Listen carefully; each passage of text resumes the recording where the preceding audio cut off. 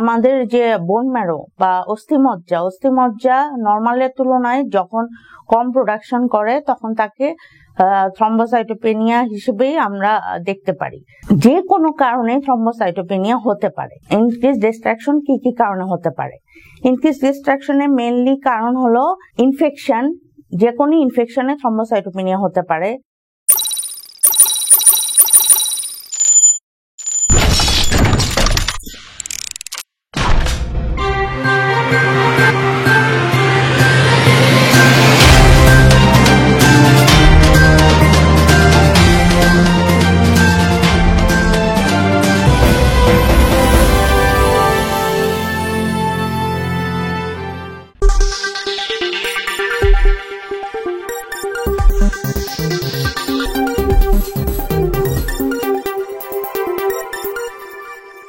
সুপ্রিয় দর্শক, আসসালামু আলাইকুম।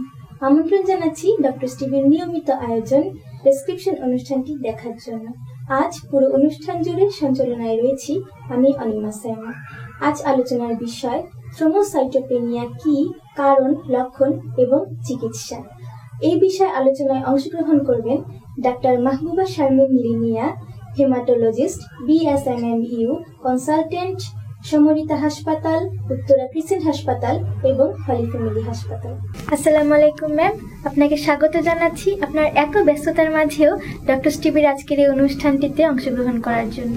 ধন্যবাদ আপনাকে, আর ডক্টর স্টিভিকেও ধন্যবাদ আমাকে এখানে আমন্ত্রণ জানানোর জন্য। ম্যাম, আজকে আমাদের আলোচনার বিষয় থ্রোম্বোসাইটোপেনিয়া কি, কারণ, লক্ষণ এবং চিকিৎসা। ম্যাম, আপনি থ্রোম্বোসাইটোপেনিয়ার গুরুত্ব নিয়ে যদি একটু আলোচনা করতেন। আচ্ছা, রক্তের একটি গুরুত্বপূর্ণ উপাদান হলো থ্রম্বোসাইট, যাকে আমরা বলি অনুচক্রিকা বা প্লেটলেট। প্লেটলেট যখন কমে যায় বা অনুচক্রিকা যখন কমে যায় নর্মাল লেভেলের তুলনায়, তখন তাকে আমরা বলি থ্রম্বোসাইটোপেনিয়া। এখন থ্রম্বোসাইটের কাজটা কি? থ্রম্বোসাইট হলো আমাদের শরীরে রক্ত জমাট বাঁধতে সাহায্য করে। এখন থ্রম্বোসাইট যদি নর্মালের তুলনায় কমে যায় তাহলে আমাদের শরীরের যে কোনো জায়গা থেকে ব্লিডিং বা রক্তপাত শুরু হবে। ম্যাম, আমাদের পরবর্তী প্রশ্ন হচ্ছে থ্রোম্বোসাইটোপেনিয়া হলে কি কি লক্ষণ দেখা দিতে পারে? থ্রম্বোসাইটোপেনিয়া হলে শরীরে বিভিন্ন ধরনের জায়গা থেকে রক্তক্ষরণ হতে পারে, যেমন সুপারফিশিয়াল ব্লিডিং।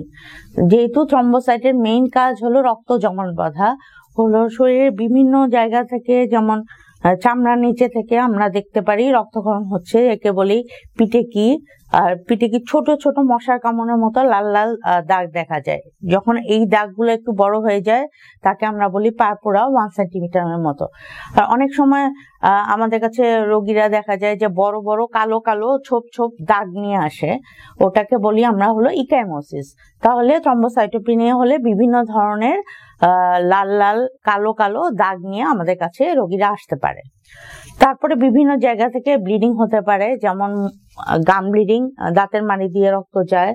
তারপরে মুখের মধ্যে দেখা যায় যে লাল লাল মশা কামড়ের মতো দানা দানা দাগ দেখা যায়, ওটা হলো ওই যে মিউকোসাল ব্লিডিং বলি আমরা। তারপরে হাতে পায়ে যেটা বললাম পিটেকি, পারপোরা, ইকাইমোসিস। বিভিন্ন ধরনের সাইড থেকে ব্লিডিং হয়, যেমন প্রস্রাবের রাস্তা দিয়ে রক্তক্ষরণ হলে তাকে আমরা বলি হিমাচুরিয়া। বমির সাথে রক্তক্ষরণ হতে পারে, কাশির সাথে রক্ত যেতে পারে। তারপরে যে মাসিকের রাস্তা দিয়ে বেশি বেশি ব্লিডিং হতে পারে। অনেক সময় দেখা যায় যে রোগীরা এই পায়খানার রাস্তা ব্লিডিং নিয়ে আমাদের কাছে আসে। যেহেতু থ্রম্বোসাইট রক্ত জমাট বাঁধতে সাহায্য করে, বিভিন্ন ধরনের, যেমন অনেক সময় দেখা যায় রোগীরা বুঝতে পারে না, মাথা ব্যথার সমস্যা হয়, বিভিন্ন মারাত্মক মাথা ব্যথা থাকে, ব্রেন হ্যামোরেজের ফিচার্স নিয়েও আমাদের কাছে আসতে পারে। ধন্যবাদ ম্যাম। ম্যাম, আমরা অনুষ্ঠানের একেবারেই শেষ পর্যায়ে চলে এসেছি। এবার এই থ্রোম্বোসাইটোপেনিয়া নিয়ে যদি কোনো মতামত বা কোনো পরামর্শ আপনি দর্শকদের দিতেন। আচ্ছা, থ্রম্বোসাইটোপেনিয়া নিয়ে তো মোটামুটি আলোচনা করলাম, কিন্তু আমাদের কিছু জিনিস মাথায় রাখতে হবে। থ্রম্বোসাইটের নর্মাল লেভেল যেমন 1.5 লাখ থেকে 4.5 লাখ একজন প্রাপ্তবয়স্ক মানুষের। এর চেয়ে যদি নর্মাল লেভেলের চেয়ে কম থাকে তাকে আমরা বলি থ্রম্বোসাইটোপেনিয়া। এখন থ্রম্বোসাইটের মেইন ফাংশন কি? মেইন ফাংশন হলো রক্ত জমাট বাঁধতে সাহায্য করে। এখন এর মেইন লক্ষণ কি? থ্রম্বোসাইটোপেনিয়া হলে দেখা যায় যে শরীরে বিভিন্ন ধরনের লাল লাল কালো কালো দাগ দেখা যায়। এর সাথে বিভিন্ন শরীরের বিভিন্ন জায়গা থেকে রক্তক্ষরণ হয়, যেটা প্রস্রাবের সাথে হতে পারে, পায়খানার রাস্তা দিয়েও হতে পারে, বা বমির সাথে, কাশির সাথে, বা দাঁতের মাড়ি দিয়েও রক্তক্ষরণ হতে পারে। তারপর থ্রম্বোসাইটোপেনিয়া হলে যে শুধুমাত্র ডিজিজের জন্য হচ্ছে তা না, অনেক সময় বিভিন্ন ধরনের ড্রাগসের জন্য কিন্তু প্লেটলেট কাউন্ট কমে যেতে পারে। যেমন অনেকেই আমরা হার্টের অসুখের জন্য ইকোস্প্রিন জাতীয় ওষুধ খাচ্ছি, বা ব্যথার জন্য পেইন কিলার খাচ্ছি। এই পেইন কিলার বা অ্যাসপিরিন জাতীয় ওষুধ বা ইকোস্প্রিন জাতীয় ওষুধ খেলে এই প্লেটলেট কাউন্টটা কমে যেতে পারে, এটা আমাদের মাথায় রাখতে হবে।